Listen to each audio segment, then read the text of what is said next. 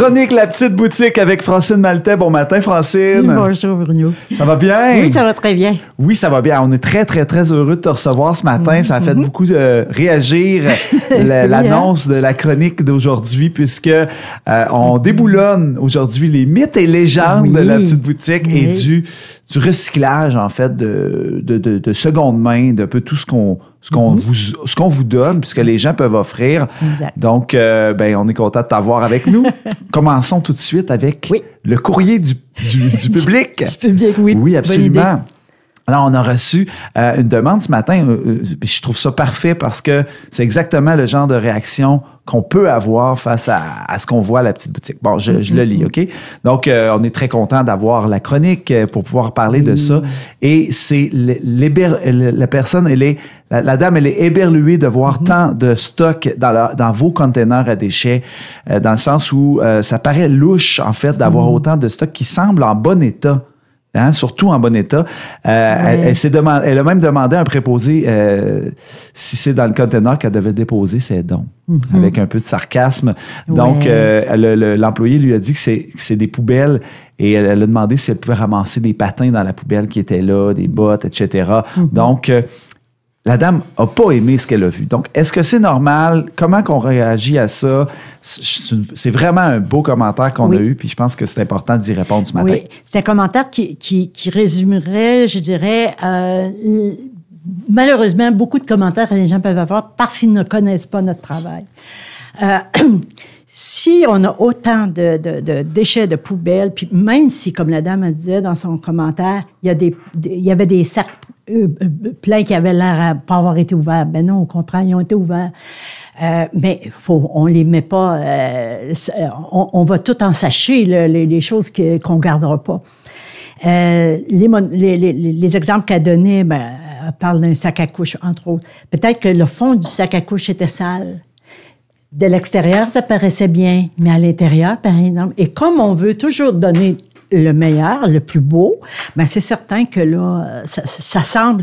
Effectivement, on a beaucoup de déchets parce que les gens nous donnent des choses qu'on ne peut pas garder. Donc, votre choix comme entreprise d'économie sociale, c'est d'offrir de la qualité malgré que c'est de la seconde main. Voilà. Puis ça, c'est très important. C'est pour ça que le tri va être rigoureux. Il y a quand même une partie qu'on va donner. Ce qu'on ne garde pas puis qui est quand même bon encore, on va le donner à d'autres. À qui ça peut être utile sans avoir à débourser pour ça. Exactement. Mais à qui, par exemple? C'est-à-dire que ce que nous, on appelle à l'international, on va envoyer, ou en tout cas, on envoie ça à l'extérieur de la région. Dans un endroit où, justement, ils vont tout garder, ils vont distribuer dans d'autres friperies ou à l'international, ou en tout cas, bref. Par exemple, puis là, je veux pas faire l'avocat du diable, mais par exemple, le sac de couches. Est-ce que, par exemple, la partie qui est récupérable de ces couches-là, vous avez le temps et vous pouvez prendre le temps de le sortir de là, l'envoyer, par exemple, à la maison de la famille d'Amos ou... Pas s'il est sale. Pas s'il est brisé, pas s'il est décousu. Je vois pas pourquoi on enverrait des choses qui n'est pas en bonne condition à la maison de la famille. Ils ont le droit d'avoir, eux autres aussi, du très beau à offrir à leur clientèle. Parfait. Ça, pour moi, c'est bien important. Parfait. Donc, c'est une question de choix d'éthique aussi, d'offrir quelque chose de beau. Dans les mythes qu'on a, il y en a qui vont dire « Oui, mais vous pourriez les garder pour les démunis et tout ça. » C'est pas parce que quelqu'un est démuni qu'on va lui donner... la scrap. Voilà. Ouais. Il a le droit, lui aussi, à avoir tous les boutons après son gilet. Sa fierté. Oui. Puis on en revient souvent là-dessus, la fierté, parce que c'est quelque chose qui est important. C'est quand tu n'as pas beaucoup de sous, la fierté, c'est quelque chose qui est important. Exact. Bon, maintenant, il y a d'autres mythes et légendes là, que vous vivez. Là. Oui, un des principaux, la petite boutique est réservée juste aux démunis. Puis il y a des gens qui vont dire « Ah, moi, je ne vais pas là parce que je ne veux pas leur en enlever aux démunis. » Ça fait très longtemps qu'on n'a pas juste la clientèle dite d'être démunis. on a de tout, dans fin de compte, de toutes les classes de la société. Et c'est important aussi que ce soit ça. Il y en a qui viennent pour un souci d'écologie. Quelqu'un qui a une bonne famille, 3-4 enfants aujourd'hui, puis avec ce que ça peut coûter, ben il y a peut-être ça, là, acheter un vêtement à 5 $ au lieu de l'acheter à 60. J'ai un très beau manteau d'hiver, moi, qui vient de la petite boutique. J'ai aucun problème avec ça. Parce qu'on peut trouver des magnifiques, des petits bijoux, là. Oui, parce qu'il y a, justement, il y a des gens qui vont dire, mais pourquoi qu'il y a des prix spéciaux? Parce qu'on a un volet, ou en tout cas, en rentrant, là. Mais c'est plus cher. Mais oui, mais c'est sûr. Si c'est un manteau qui, neuf, se vend à 500, 600, 700 $, on s'entend-tu que non, je ne le vendrai pas 17. Là. Oui, parce que c'est une entreprise aussi. Vous devez générer la richesse. Là. Oui, puis on reçoit aussi des choses qui sont neuves. Je regardais hier Nada qui plaçait des souliers. Je dis, Colin, ils sont neufs. Ils n'ont jamais été portés. Incroyable. Les vêtements, maintenant, est-ce que sont lavés et réparés chez vous? Pas tous. Pas tous, parce qu'on n'aurait pas le temps et ni l'effectif pour le faire. Mais par contre, ce qu'on va avoir en moins, puis qu'on a besoin, des manteaux, les vêtements d'hommes, parce que les hommes, vous usez vos vêtements. Absolument. Donc, on a moins, à offrir. Ceux-là, on va les laver.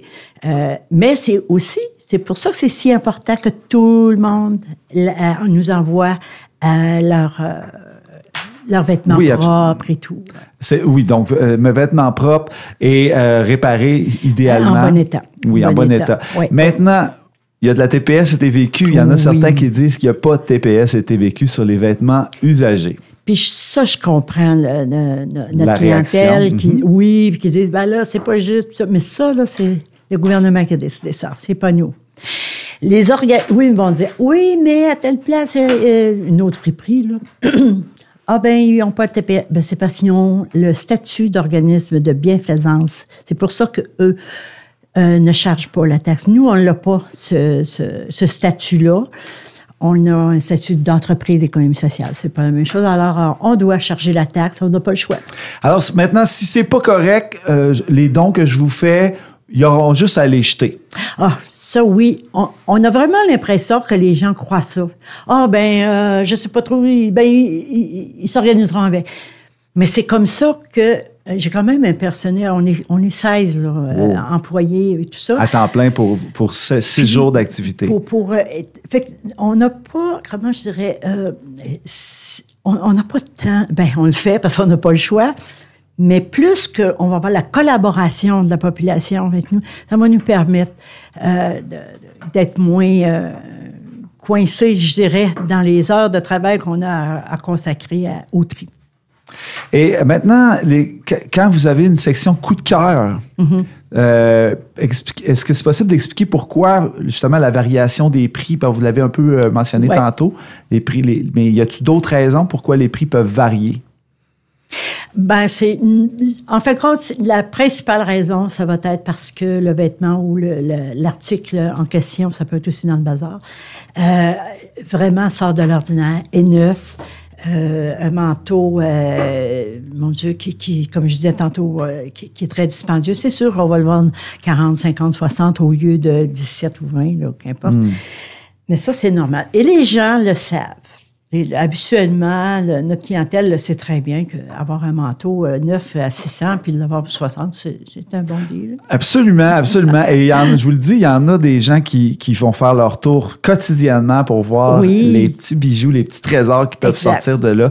Oui, parce que à tous les jours, il y a du nouveau qui est mis en magasin. Tant dans côté vêtements que côté bazar.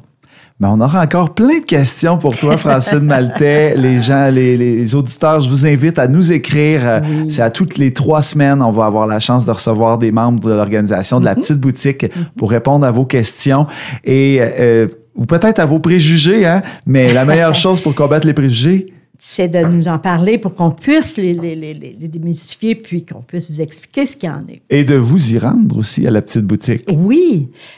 Gênez-vous pas de me demander si vous voulez visiter les installations. Donc, on est à quel endroit? Au 161 Principal Sud, la petite boutique, tout près, à côté du cinéma. Voilà. Merci beaucoup, Francine Maltais. Merci, Bruno.